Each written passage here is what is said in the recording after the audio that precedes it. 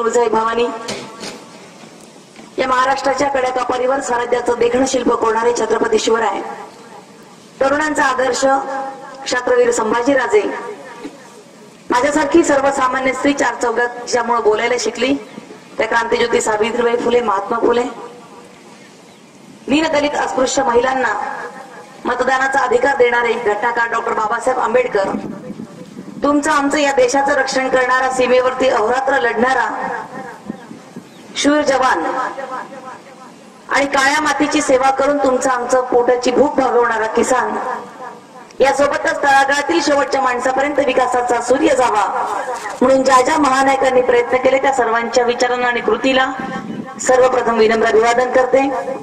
वंदनीय हिंदू हृदय सम्राट बाळासाहेबजी ठाकरे आणि स्वर्गीय अटल बिहारजी वाजपेयी यांच्याही स्मृतींना अभिवादन करून हिंगोली लोकसभा मतदारसंघातील शिवसेना भाजपा रासप रिपाई शिवसंग्राम महायुतीचे उमेदवार माननीय आमदार श्री हेमंत पाटील साहेब यांच्या प्रचारार्थ या ठिकाणी आयोजित सभेत मंचावर उपस्थित आदरणीय मंच सर्व सन्माननीय महायुतीचे पदाधिकारी, माननीय संपर्क प्रमुख श्री आनंदरावजी जाधव साहेब आणि या ठिकाणी उपस्थित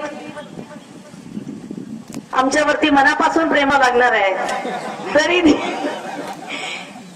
तरी देखील शिवसैनिकांचं प्रेम, सगळ्या लोकांचं प्रेम इतके येता जाता, भाऊ कुठे आहे, भाऊ गेले का, भाऊ आले का, तर ते नांदेड जिल्ह्यामधलीच नाही तर अख्ख्या महाराष्ट्रातली आमची अशी एक जोडी असेल की हेमंत पाटील सगळ्यांचे भाऊ आहे आणि मी सगळ्यांची ताई आहे. इतकं प्रेमाचं नातं, इतकं जिव्हाळ्याचं नातं जमलंय. आणि अशा या पार्श्वभूमीवर या लोकसभेच्या प्रचारासाठी काय मुद्दे असावेत, आपण काय बोललं पाहिजे, हे मी जेव्हा आमदार साहेबांसोबत बोलले तेव्हा ते म्हणाले की राजश्री, ही लोकसभेची निवडणूक आहे आणि लोकसभेच्या निवडणुकीच्या प्रचाराच्या निमित्ताने जेव्हा जेव्हा तू सभेत जाशील, बोलशील, लोकांशी संवाद साधशील, तेव्हा तुझ्या कानावर सगळेजण सांगतील की यांनी हा आरोप केला, हे असं म्हणाले, हे तसं म्हणाले. कुठल्याही आरोपांना उत्तर द्यायच्या भानगडीत पडायचं नाही. आपण आणि विकासाची कामं केलेली माणसं, त्याच्यामुळे अनेक मुद्दे आपल्याकडे आहेत. ज्यांच्याकडे मुद्दे नसतात ते अपप्रचार करतात, ज्यांच्याकडे मुद्दे नसतात ते असभ्य भाषेत बोलतात. आपण आपला सभ्यपणा सोडू नये. तू तुझ्या पद्धतीने जे जे काही विकासात्मक तुला बोलायचं असेल, जे विकासाचे अजेंडे घेऊन तुम्ही लोकांसमोर जाणार असाल त्याच मुद्द्यांवरती लोकांशी बोललं पाहिजे. आणि साहेब, गेल्या 8 दिवसांपासून मतदारसंघात सगळीकडे फिरत असताना मी बघते सगळेच जण जेव्हा बोलतात तेव्हा समोरच्या उमेदवाराला मी काही बोलावं असं शिल्लकच राहत नाही. कारण माझ्यापेक्षा या मंडळींनी जवळून बघितलेलं आहे. आणि म्हणून मंडळींनो, मी सगळ्यात पहिल्यांदा तुम्हाला सांगू इच्छिते की लोकसभेचा उमेदवार निवडत असताना या लोकसभेच्या निवडणुकीकडे कृपया आपण एखादा जादूचा डोंबाऱ्याचा खेळ म्हणून बघू नये.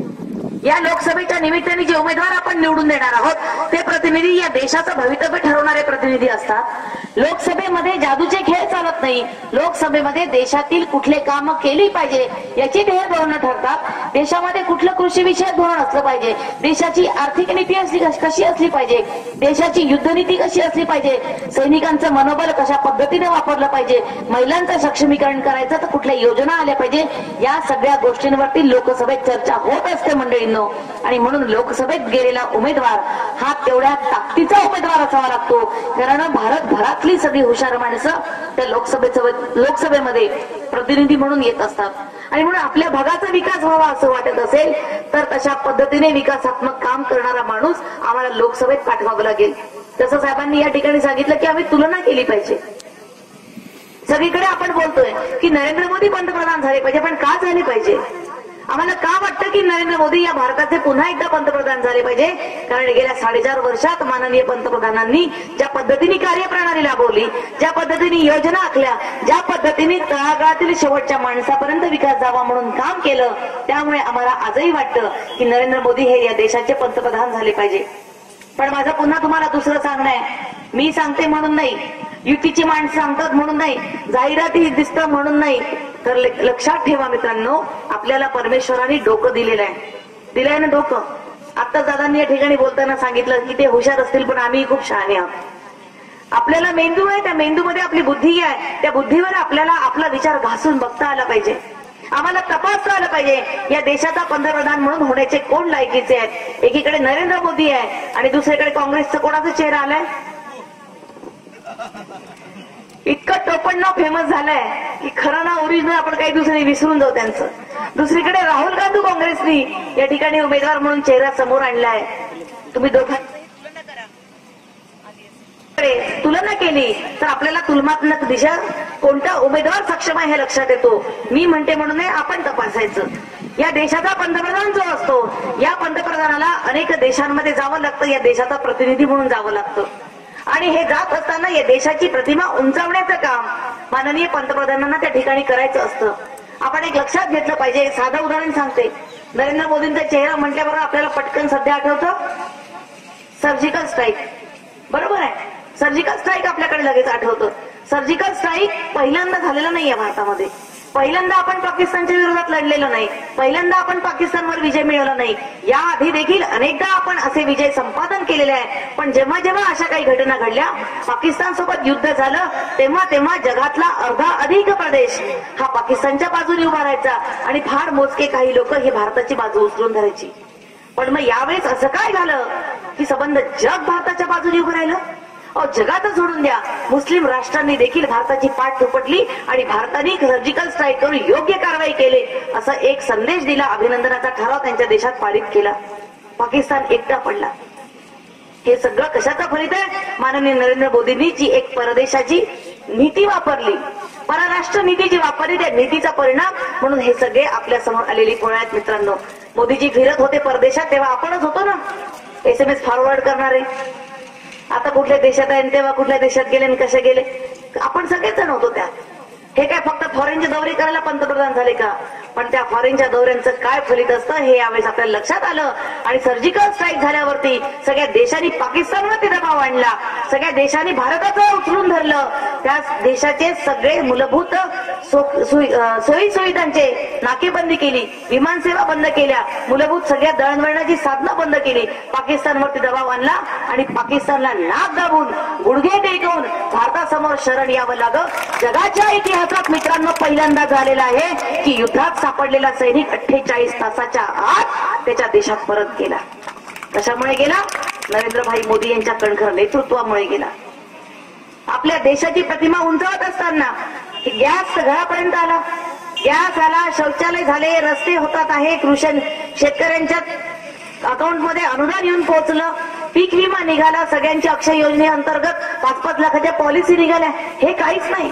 गॅस नव्हता तेव्हा आपण जगलो, चुली फुगल्याच नाही असं नाहीये.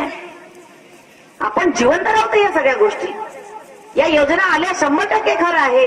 जनसामान्यांच्या हिताचं रक्षण करणाऱ्या योजना आल्या, हे खरं असताना त्याही पेक्षा माझ्यासाठी अधिक महत्वाचं आहे माननीय पंतप्रधान नरेंद्र मोदीजींनी जगाच्या मध्ये या देशाचं नाव उज्ज्वल करण्याचं काम केलंय.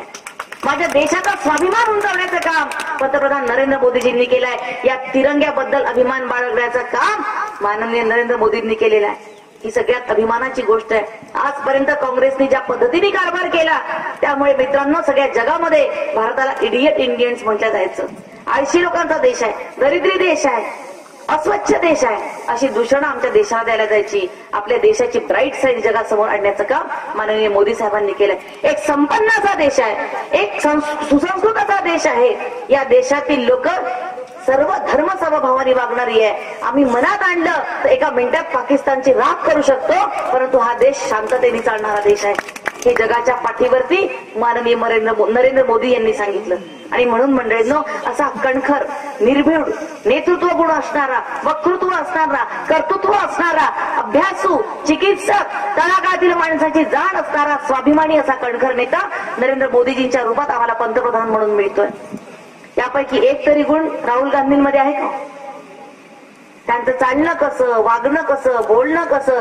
अरे ज्या संसदेमध्ये या देशाची धोरणं ठरतात त्या पवित्र अशा संसदेमध्ये जाताना नरेंद्र मोदी तिथल्या पायरीवरती डोकं टेकवतात. हा सभ्यपणा कुठे?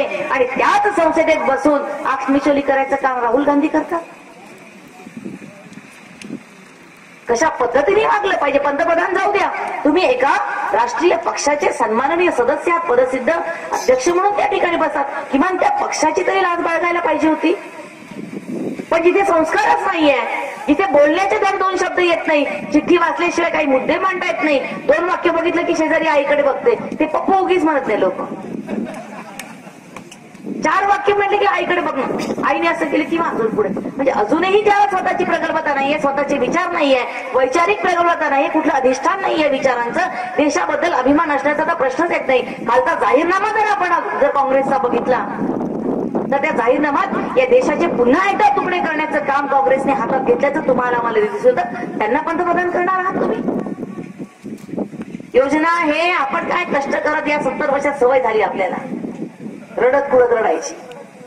ते गॅस दिल्याने आमच्या बायकांना सुधरून नाही राहिलं साहेब. संध्याकाळी जळतण आणायचं, घरी आले की चूल पेटवायची, धुराने डोळे खरं. गॅस उगीच नाही आला, उज्ज्वल गॅस योजना हे तिकिटासाठी नाही आलं, त्याच्या मागचं गणित तुम्हाला माहिती नाहीये. लायन्स क्लबच्या द्वारे साहेब मोतीबिंदूचे मोफत शस्त्रक्रिया केल्या जातात. हे अनेक वर्षांपासून रोटरी लायन्स क्लब काम करतं. हे काम करत असताना त्यांच्या असं लक्षात आलं की महिलांमध्ये मोतीबिंदूंचं डोळ्यांच्या आजाराचं लक्षणीय अशी वाढ झालेली आहे. प्रचंड प्रमाणात महिलांचे डोळे खराब व्हायला लागले. याचं कारण शोधत असताना जेव्हा कारण मीमांसा केली गेली, शास्त्रीय कारण शोधलं, तेव्हा लक्षात आलं की केवळ सुरीच्या धुराजवळ बसल्यामुळे या महिलांच्या डोळ्यांच्या मोतीबिंदूंमध्ये वाढ व्हायला लागली.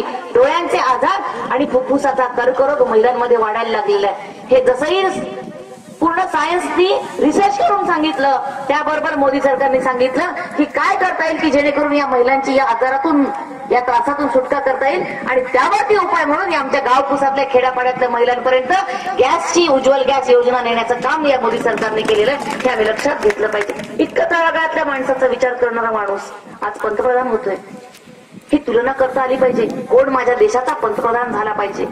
आपण तर इथेच राहतो, पण आपलं नाव पुढे चालवायचं काम ही माणसं करत असतात.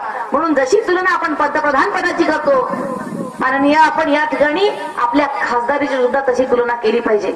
या लोकसभा हिंगोली मतदारसंघाचा खासदार म्हणून त्या संसदेत जाणारा माझा माणूस कसा असला पाहिजे. माझं मत पडलेलं आहे, माझं मत येडा गबाळायला नाही का मी शहाण्या माणसाला दिलं. आपली प्रतिमा आपल्या लोकप्रतिनिधीवरून होत असते. लक्षात घ्या मित्रांनो, शितावरून भाताची परीक्षा. तुमच्या हिंगोली लोकसभेचा लोकप्रतिनिधी तिथे घोटत बसला, तुमच्याबद्दल काय विचार करतील लोक. वागणं कसं असलं पाहिजे, चालणं कसं असलं पाहिजे. एक लोकप्रतिनिधी आहे, त्या ठिकाणी या भागातल्या समस्या सोडवता आल्या पाहिजे. 3 वर्ष 3 टर्म आमदार, 1 वर्ष खासदार असूनही ज्या माणसाचं पोट भरत नाही, ज्या शिवसेनेने साहेबांनी हेमंत पाटलांचं नाव घेतलं नाही, तळागाळातल्या माणसाला राज्यशकल देण्याचं काम शिवसेनेने केलंय साहेब. माननीय मंत्री गुलाबराव पाटील साहेब असतील, चंद्रकांतजी खैरे असतील, सुभाषजी वानखेडे असतील, माननीय हेमंत पाटील असतील, ही सगळी सर्वसामान्य घरातून आलेली मुलं आहेत. या सगळ्या तुम्ही सगळ्या शिवसैनिकांनी घरच्या भाकरी खाऊन खांद्यावरती भगवी दस्ती करून या रस्त्यावरच्या माणसांना आज त्या राज्यावरती नेऊन ठेवलेलं आहे. त्याची जाण ठेवता आली पाहिजे. परंतु ह्या सगळ्या गोष्टी बघताना मला त्या माकडीणीची गोष्ट आठवते साहेब. पाण्याचा हौद भरलेला असतो आणि त्या पाण्याच्या हौदाची जशी जशी पातळी ती माकडी आणि तिचं पिल्लू त्या हौदात खाली असते. पाण्याची धार वरून चालली आहे, हौद वरवर चाललाय. वरवर जात असताना ती माकडी त्या पिल्लाला आपल्या कमरेजवळ घेते, पाण्याची परत उंची वाढते, पुन्हा छातीजवळ घेते, पुन्हा वर वाढते, खांद्यावरती ठेवते, खांद्यावरती डोक्यावर ठेवते. आणि जेव्हा ते पाणी तिच्या नाकापर्यंत येतं, जीव जायची वेळ येते, तेव्हा त्या पिल्लाला पायाखाली टाकते आणि तिच्यावर उडी मारून बाहेर पडते. त्या पद्धतीचे आज आपले समोरचे विरोधी पक्षाची माणसं आहे. आजपर्यंत तुम्हाला खांद्यावर घेतलं, आपल्या खांद्यावर, आपल्या कडेवर, आपल्या जोडीने मांडीला मांडी लावून बसून तू माझा बाब्या, तू माझा तुक्या, तू माझा मामा करून करून इतके दिवस राजकारण केलं. आणि आज जेव्हा शिवसेनेने काही कमी केलं नाही साहेब. मला आठवतो तो दिवस मागच्या वेळी जेव्हा उत्तरचा बीफॉर्म जेव्हा दिलेला होता, त्या दिवशी मला लक्षात आलं हेमंत पाटील साहेब जेवायला बसलेले होते. जेवता जेवता अर्ध्या जेवणातून ताट बाजूला केलं ना, म्हटलं जेवण तर करून घ्या. अरे नाही, ते तिकडं खतगावकर साहेबांच्या घरी वानखेडे साहेब गेले. म्हटलं काय झालं काहीतरी, रोज भानगडी नवीन काही चालूच राहतात त्यांच्या राजकारणाच्या. आणि जेव्हा कळलं की अक्षरशः विनवण्या करून देखील साहेब तुमचा बीफॉर्म इकडे आहे दाखवून सुद्धा या माणसांनी शिवसेनेच्या लक्ष्मीच्या भरल्या ताटाला लात मारून भारतीय जनता पक्षाच्या वाटेला जाऊन बसतात. तेव्हाही वाईट वाटलं नाही. ठीक आहे, भाजपात गेले काय आणि सेनेत राहिले काय, लेकरू मायच्या गोटीत राहिलं काय, मावशीच्या दारात राहिलं काय, काही फरक पडत नाही. पण ते मावशीच्या दारात पण गुन्हाने आणता आलं नाही. शिवसेनेमध्ये कसं आहे, जमून जाते. अवखळ लेकरं सुद्धा सांभाळले बाळासाहेबांनी. इकडे आमच्याकडे कसंही असलं तरी गुणदोषासह स्वीकारायचं या भावनेने हा पक्ष मोठा झालेला आहे. परंतु तिकडे शिस्तीचं आहे, तिकडे काही जमलं नाही. युतीच्या धर्मानुसार सेनेला जागा सुटली, सेनेला जागा सुटल्याबरोबर पुन्हा जीवाचा तडफडा किंवा पाण्यावाणी वाचोळी पुन्हा शिवसेनेच्या दारात. म्हणजे मला काही माहित नव्हतं, मी काही विशेष राजकारणी नाही, माफ करा सगळ्या राजकारणी लोकांनी, परंतु मला पुरस्कार मिळाला त्या दिवशी मी माननीय उद्धव साहेबांचे आशीर्वाद घ्यायसाठी मातोश्रीवर आम्ही गेलो आणि तिथे बाजूला म्हणलं, अरे अहो हे इकडे कसं काय म्हटलं, तुम्ही प्रवेश घ्यायला लागलेत का? अरे नाही, ते फार चक्रा मारायलेत म्हणे, जायचंय द्यायचंय घ्यायचंय घ्यायचंय. म्हटलं बघा बाबा, फार काही कळत नाही. तिथे काहीच जमलं नाही. का जमलं नाही? कारण शिवसेना ही छत्रपती शिवरायांच्या विचारांवरती वाटचाल करणारी शिवसेना आहे. छत्रपती शिवाजी महाराजांनी आपल्याला संदेश दिला का की स्वराज्यासाठी कणभर करणाऱ्या माणसाला मनभर वापस करा, पण स्वराज्याशी गद्दारी करणाऱ्या माणसाचा कडेलोट करून त्याला मृत्यूदंड द्या. ही शिवरायांची शिकवण होती. त्या शिकवणीला जागा राखून आज मातोश्रींनी यांच्यासाठी दरवाजे बंद केले. आपल्याला आता मृत्यूदंड द्यायची गरज नाही. एकच बटन दाबलं की मृत्यूदंड. धनुष्यबाणाला बटन दाबायचं कळेलो. तिथून दरवाजे बंद झाले साहेब. पेपरमध्ये दुसऱ्या दिवशी बातमी की शिवसेनेचं 100% तिकीट मलाच मिळणार, मीच तिकीट आणालो.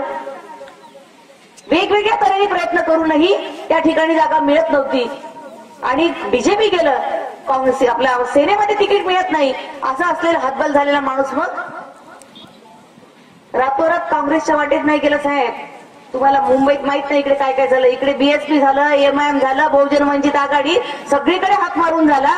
कुठेच काही जमलं नाही. वाट बघू लागले काय होते, कुठून तरी उमेदवारी मिळेल. प्रयत्न मात्र चिकाटीला मानावं लागेल साहेब. लय जिद्दीवा संपताय मग कुठून तरी असा प्रयत्न करणं चालू होता. आणि तिकडे काँग्रेसकडे शंका म्हणजे चॅलेंज एकदम काँग्रेसकडे जाऊ शकतो. काँग्रेसकडे 10 चेहरे होते उभे राहणारे. काँग्रेसकडून रोज एक चेहरा यायचा. हिंगोलीतून याला तिकीट, हिंगोलीतून खासदार, माजी खासदार आता यांना तिकीट, तो उभा राहणार, हा उभं राहणार. जसंही शिवसेनेने हेमंत पाटलांची तिकीट जाहीर केली साहेब, काँग्रेसचे सगळे उमेदवार गायब, उडून छू. याला म्हणून उभं राहा तो नको म्हणे, त्याला म्हणून उभं राहा तो नको म्हणे. याला फोन केला ते आउट ऑफ कव्हरेज एरिया, तो राहतो नॉट रिचेबल म्हणजे डायरेक्ट गुजरातला. म्हणजे काँग्रेसला उमेदवार मिळेना आणि यांना पक्ष मिळेना, असा हे जोड जमलेला आहे. आणि अशी ती उमेदवारी मिळाली, असे ते पक्ष, असे ते उमेदवार. म्हणजे जनताने एवढी वेळी नाही राहिलेली. ते पूर्वी जमून गेलं हो. डांबऱ्याचा खेळ आपलं गुबू गुबू वाजवलं, जादू जादू केली, काहीतरी गुबुड गुबुड बोललं, ते जमलं राजू. आता ही मुलं सगळी तरुण तडफदार हुशार मुलं आहेत. युट्यूब, मीडिया, सोशल मीडिया सगळ्या माध्यमातून जगात काय चाललंय या मुलांना कळतं. ज्ञान घेतलेली बुद्धिमंत अशी मुलं आहेत, अभ्यासू मुलं आहेत, चिकित्सक आहेत, तुलना करू शकतात कोण चांगला कोण वाईट या सगळ्या गोष्टींचं भान आणि जाण असणारी जनता आज या देशामध्ये निर्माण झाली आहे. म्हणून मागच्या वेळेस एकदा आपण मोदीजींना पंतप्रधान केलं, तेव्हा यावेळेस देखील आम्ही आमच्या मोदीजींना पुन्हा पंतप्रधान करणार हा या देशाने घेतलेला निर्णय आहे. आणि त्यांचे हात बळकट करायसाठी या हिंगोली लोकसभा मतदारसंघातून हेमंत पाटील यांना विजयी करायचं हा देखील निर्धार इथल्या जनतेने केलेला आहे. आणि केवळ पक्षनिष्ठाच नाही साहेब, तर समाजाच्या तळागाळातल्या माणसासाठी काम करणारा माणूस हेमंत पाटील आहे. तुम्ही म्हणाल बाई तुमचा नवरा आहे म्हणून तुम्ही लय कौतुक कराल. पाहिलं नवऱ्याचं कौतुक राहते, त्याच्यात काही वागलं नाही.